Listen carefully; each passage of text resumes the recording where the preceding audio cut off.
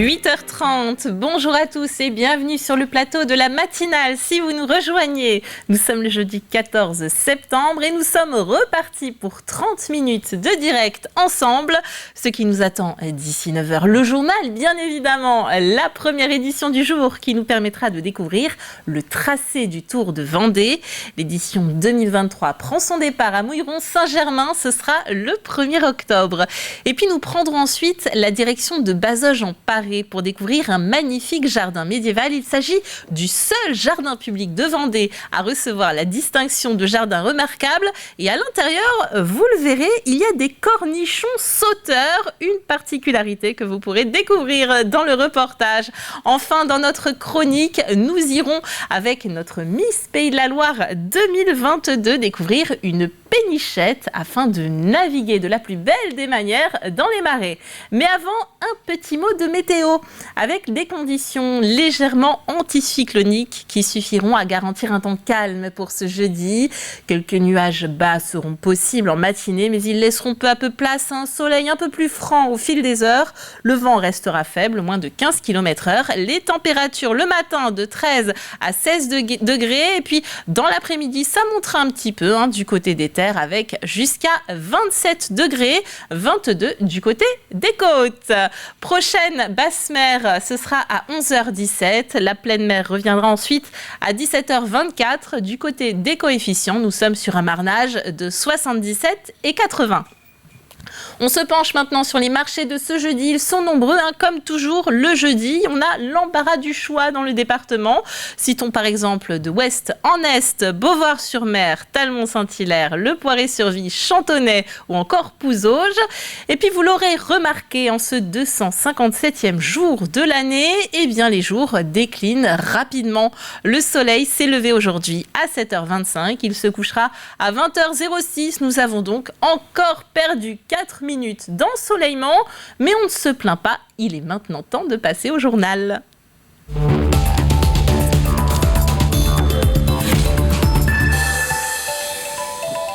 Avec du sport pour ouvrir cette édition et un point sur le parcours de la 51e édition du Tour de Vendée, 207,1 km pour être précis.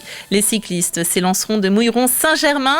Ils prendront la direction plein sud vers Fontenay-le-Comte avant de remonter au nord sur Pouzauges.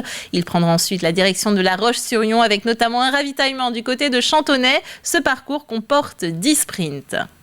On avait un parcours qui était plus roulant l'année dernière, des plus taillé pour les sprinteurs. On a voulu faire un parcours qui soit un peu plus taillé du coup pour les baroudeurs, pour les punchers. Donc on a un parcours qui est plus difficile, qui va développer un peu plus de 1800 mètres de dénivelé positif pour la partie en ligne. Et si on compte les deux circuits, on va approcher des 1900-1950 mètres de positif sur l'ensemble du circuit. Alors c'est pas de l'haute montagne, ça reste le département de la Vendée, mais on est en fin de saison et l'enchaînement des petites bosses, ça va rendre la course bien plus difficile. Et le Tour de Vendée s'élancera le dimanche 1er octobre à midi à Mouilleron-Saint-Germain, arrivée estimée 5h10 plus tard à La Roche-sur-Yon. Un nouveau mort sur les routes cette nuit. Les sapeurs-pompiers sont intervenus à 3h43 pour un accident de la circulation au Sables-d'Olonne. Un véhicule léger a percuté un poteau électrique rue Pierre de Coubertin. La victime décédée était âgée de 43 ans. Le bilan fait état d'une autre victime en urgence relative. Il s'agit d'un homme de 34 ans. Il a été transporté au centre hospitalier des Sables-d'Olonne. Pour la 3e année consécutive, des ordinateurs portables ont été distribués aux élèves de seconde et de première année de CAP. Au lycée Léonard de Vinci de Montaigu, c'est la présidente du conseil régional, Christelle Morancet, qui les a donnés en personne. L'occasion pour elle d'échanger avec ces jeunes. Projet novateur et transition écologique étaient au cœur des discussions. Anaïs Escalona était sur place. Bonjour, vous allez bien ? La classe elle est sympa, ouais, ça va ? Pour les lycéens, c'est Noël avant l'heure. Dans ce lycée public, les élèves de seconde et de première année de CAP reçoivent chacun un ordinateur portable dès la rentrée. Cet ordinateur, il est à vous. Vous le garderez même après en quittant le lycée, donc surtout prenez-en bien soin. Un coup de pouce qui permet de réduire les inégalités à l'école. On n'a pas souvent les moyens de se payer un ordinateur portable et c'est cher. Donc pour les secondes, ouais, je trouve ça bien. S'il y avait des tablettes à un moment, Et ouais, ça donne un accès équitable à tout le monde. C'est grâce à la région qu'on a des extensions de locaux, des réhabilitations de locaux, des travaux dans nos locaux et de l'entretien de l'ensemble de nos locaux. Voilà. Donc ce sont nos interlocuteurs pour tout ce qui est agent d'entretien et de cuisine et tout ce qui est bâtimentaire, en investissement, en entretien et en modernisation. À la fin de la visite, des éco-délégués ont présenté à l'élu les différentes actions qu'ils mettent en place, de la culture d'un potager à la semaine de l'écologie. Une thématique qui fait partie des priorités régionales. Donc à horizon 2030, l'ensemble des lycées seront équipés de panneaux solaires. Et puis l'enjeu aussi de verdir les cours et nos établissements. Et donc ici, il y a une initiative qui a été prise et que j'aimerais dupliquer sur l'ensemble des lycées, qui est la construction d'une mini-forêt, donc avec la plantation de 3000 arbustes et arbres qui auront lieu donc au mois de novembre. Et donc la région a accompagné ce projet.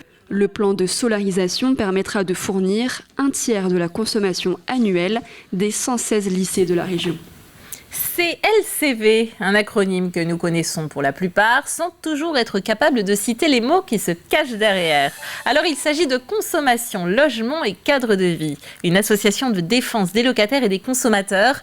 En Vendée, la CLCV 85 existe aux Herbiers et à La Roche-sur-Yon, où se trouve son siège. Ces derniers ont organisé une journée de rencontre autour d'un stand sur le parvis du pôle associatif de La Roche-sur-Yon afin de faire découvrir ses activités et d'informer sur les différents sujets traités. On peut avoir des problèmes de voisinage, on peut avoir des problèmes d'ordre ménager, enfin les ordures ménagères qui parfois il y a des dépôts sauvages, des choses comme ça. Et puis ça peut être aussi au niveau des travaux.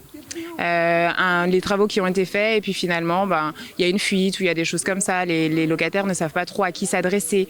Il y a aussi tout ce qui est réparation, ils ne savent pas forcément si c'est à leur charge ou celle du bailleur. C'est très varié, il peut y avoir vraiment des choses de style, voilà, je ne comprends pas ma facture, ma quittance de loyer.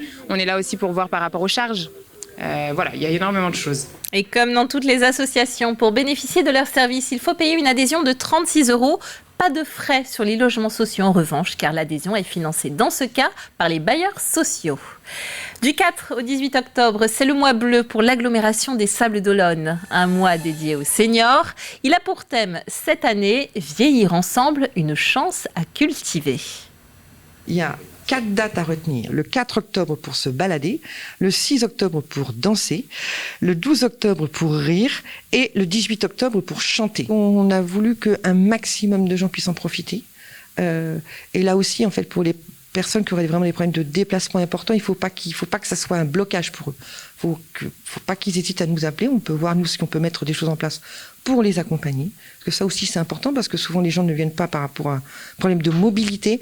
Là, il ne faut pas que la mobilité soit un frein. Et puis, comme on l'a dit, ça sera magique par ce côté, justement, intergénérationnel qui est très important et qui nous tient à cœur.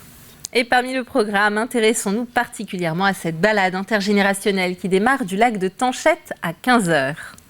On organise une balade qui se veut intergénérationnelle puisque, en plus de nos établissements et des personnes à domicile, on y accueille nos centres de loisirs. Et toutes ces personnes sont accompagnées tout au long de l'après-midi par les lycées, le lycée Sainte-Marie du Port et les lycées professionnels. Et pour nous, c'est très important aussi de recevoir tous ces jeunes qui, on peut se le dire, on les voit venir depuis plusieurs années et qui sont accompagnateurs avec leur sourire, avec leur bonne humeur. Et je peux vous dire que les personnes âgées adorent ce moment privilégié. Et on peut les accompagner. Et tout ça se fait en musique, se fait dans une ambiance très festive. Les animations sont entièrement gratuites. Pour s'inscrire, il vous suffit de contacter le CCAS des Sables d'Olonne ou le service prévention senior de l'agglomération. Téléphone au 02 44 41 01 51. Autre série d'animations, et ça se passe cette fois-ci du côté du pays de Chantonnay. Du 25 septembre au 8 octobre, la communauté de communes organise sa première édition des Journées pour le climat. Conférences, visites d'entreprise et animations vont se succéder. Au total, une trentaine d'événements seront proposés sur 11 communes. On a 30 animations sur le territoire, mais avec des temps forts, dont le premier soir, le 25 septembre, avec une soirée autour de l'habitat. Et comment est-ce qu'on peut habiter mieux demain ? Comment est-ce qu'on peut avoir des nouvelles formes d'habitat ? Ensuite, on aura un certain nombre de visites d'entreprises autour de l'eau, autour de la méthanisation, autour des déchets. Et puis, le dernier temps fort, ça sera ici, dans ce parc, avec une séance de cinéma tout public, mais avec la particularité que pour voir le film, il faudra pédaler. Et du coup, c'est ces temps forts qu'on a besoin d'avoir, à la fois pour qu'on vienne prendre conscience et aussi pour qu'on puisse échanger ensemble sur cette problématique. Et là encore, les événements sont gratuits, excepté les séances de cinéma au Ciné Lumière. Il est le seul jardin public de Vendée à avoir reçu la distinction Jardin remarquable. Dans les années 90, parallèlement à la restauration du donjon de Bazoges-en-Paré, un jardin médiéval est créé, implanté autour du pigeonnier, daté lui du XVIe siècle. Composé de 16 carrés, il accueille des plantes potagères, médicinales, aromatiques et même des plantes magiques. Découvrons ce jardin avec Cyril Guillet. C'est un jardin extraordinaire, il y a des canards qui parlent anglais.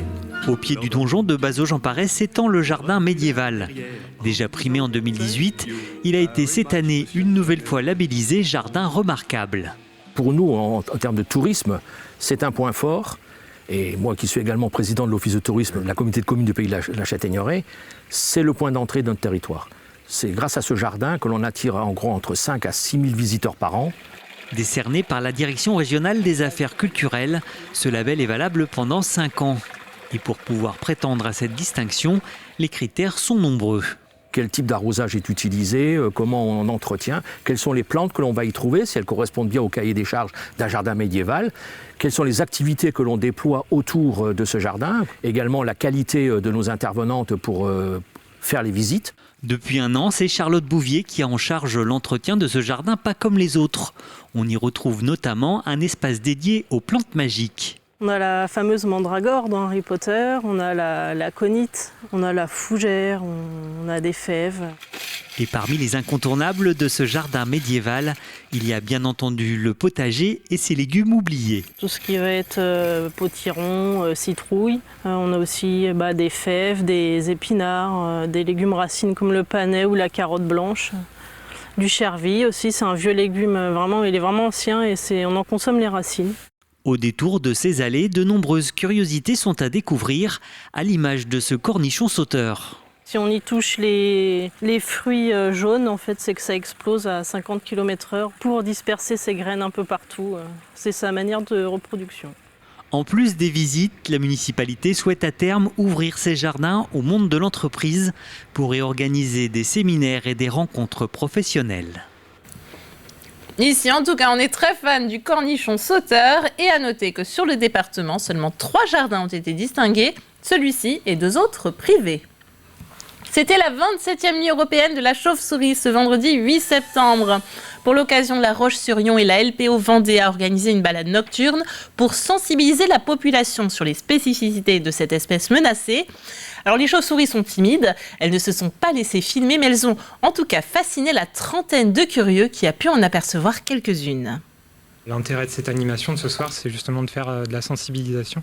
Et après, c'est un autre de nos boulots à la LPO Vendée et d'autres acteurs du territoire, comme la ville de La Roche qui organise cette sortie aussi, de faire en sorte que sur le territoire, il y ait des actions qui soient mises en place aussi, qui soient favorables à cette espèce-là. C'est aussi ces différents thèmes-là en fait, là, qui intéressent beaucoup les populations. Puis on voit bien aussi, avec le climat qui change, avec tout ça, c'est vrai que tout le monde s'intéresse un petit peu en disant qu'est-ce qu'il y a encore dans notre quartier, comment ça vit et comment on peut le protéger. Parce que derrière, c'est un peu ça aussi. Et c'est pour ça qu'on met ça en place sur le rencard ici. C'est aussi parce que le club de jeunes a mis en place des abris à chauves-souris pour permettre cette biodiversité sur le Voilà ce que l'on peut dire pour l'actualité du jour. On termine avec les prévisions météo détaillées de ce jeudi matin. Un soleil à peine voilé, c'est le programme qui devrait se maintenir toute la journée. Au lever du jour, les températures sont douces sur la côte avec 15 degrés en moyenne sur les Sables-d'Olonne et la Tranche-sur-Mer, 17 du côté de Beauvoir et de l'Île-Dieu, un peu plus fraîche dans les terres, 13 degrés pour Montaigu et la Roche-sur-Yon, 14 à la Châtaigneraie et Fontenay-le-Comte. Le vent faible ne devrait pas souffler à plus de 15 km/h. 24 heures et c'est donc une très agréable journée qui s'annonce avant le retour de températures plus élevées d'ici la fin de semaine, mais qui aboutira en orage. Ce sera pour le samedi, normalement en début de soirée. C'est la fin de ce Flash Info. Il est temps de retrouver nos chroniques du jour et on démarre avec le plus de l'info.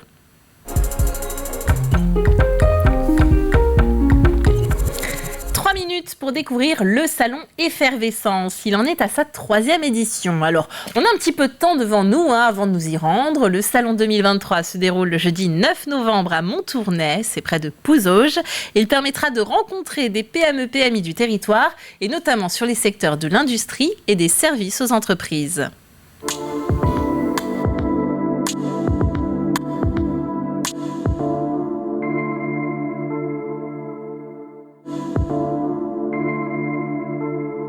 C'est se faire rencontrer les entreprises entre elles, les entreprises du territoire de Pouzauges, mais aussi du reste de la Vendée, et de parler vraiment de leurs activités et faire du business.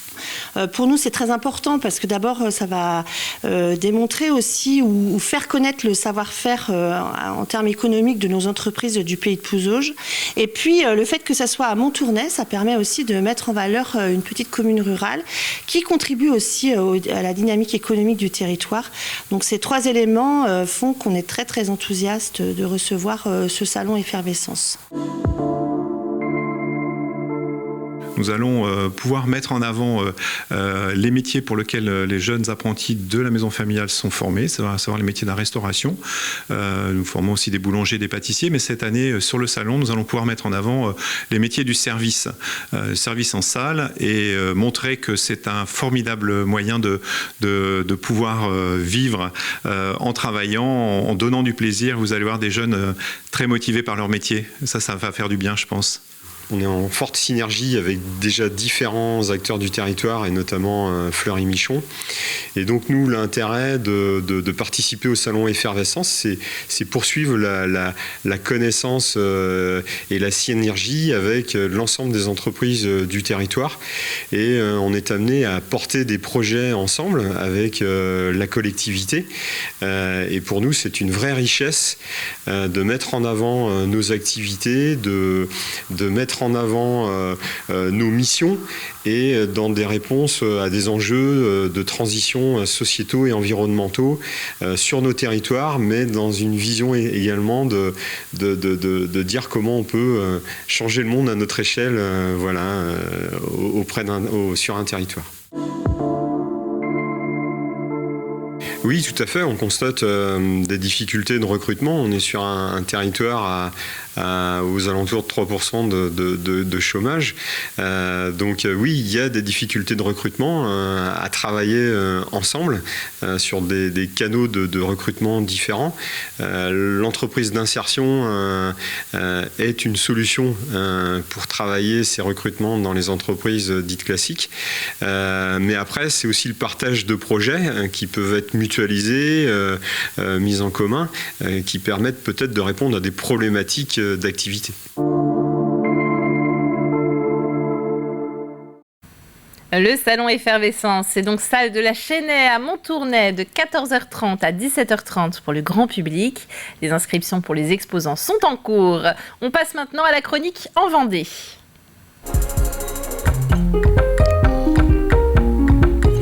Et à la une, il est question de tourisme fluvial aujourd'hui. Nous retrouvons notre Miss Pays de la Loire 2022, Emma Guibert, qui, vous le savez, a testé tout l'été les nouveautés touristiques du département. Aujourd'hui, elle visite pour nous une pénichette, un gîte mobile idéal pour allier Niort à Maran. Embarquement immédiat avec elle. En Vendée, je navigue dans le Marais Poitevin.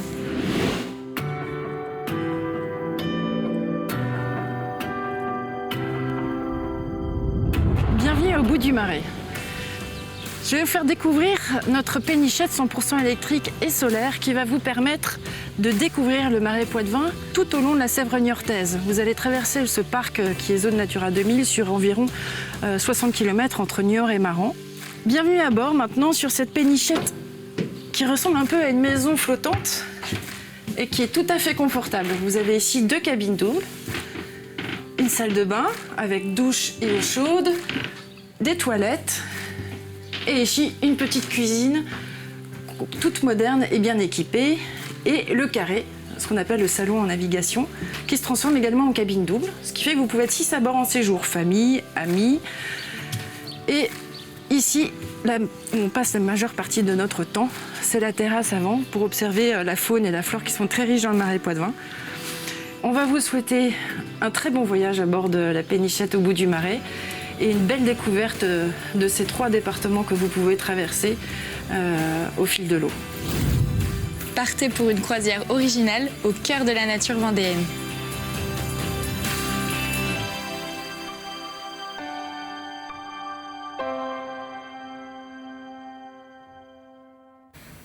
Et retour sur la terre ferme pour découvrir à présent notre extrait du jour.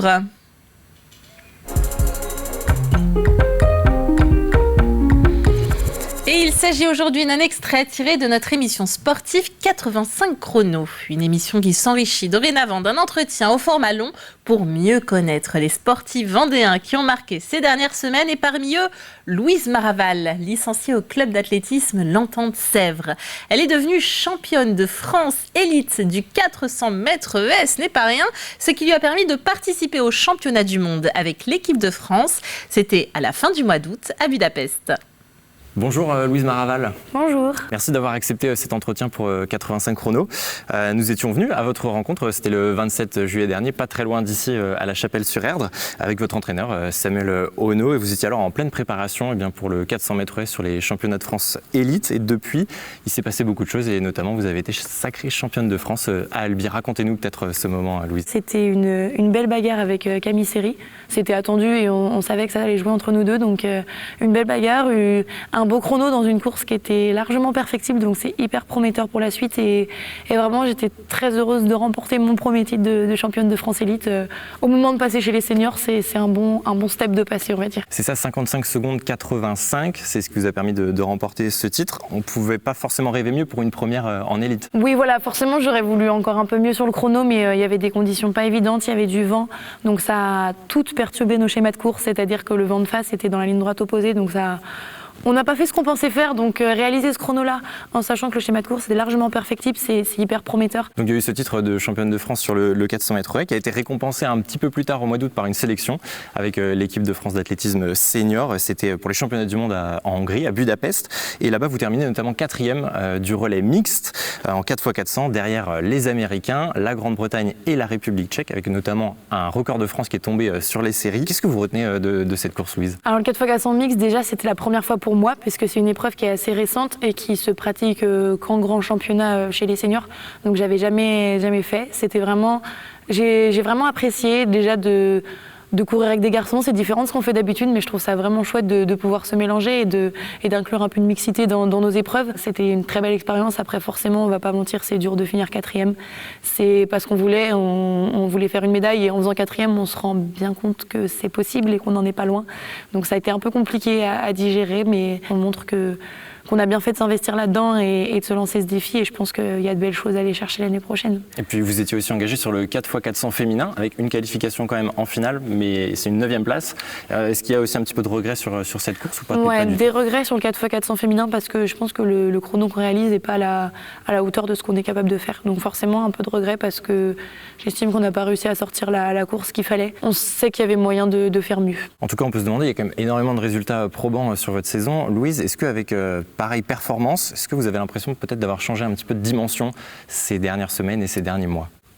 Je peux pas le nier, c'est sûr, parce que j'ai fait des résultats que j'avais jamais fait auparavant. C'était mes objectifs en début de saison. J'avais dit que je voulais faire un podium au championnat d'Europe, participer au championnat du monde senior. Donc c'est les objectifs que je m'étais fixés. Après, c'est clair que d'y arriver, ça me fait un petit peu changer de dimension, oui, parce que je peux dire que là maintenant, mon passage chez les seniors, je suis capable de rivaliser avec les seniors et c'était l'enjeu cette année, oui.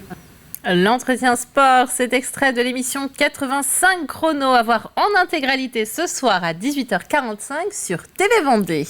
Vous l'attendez tous, vous êtes pendus à mes lèvres, c'est le moment de jouer.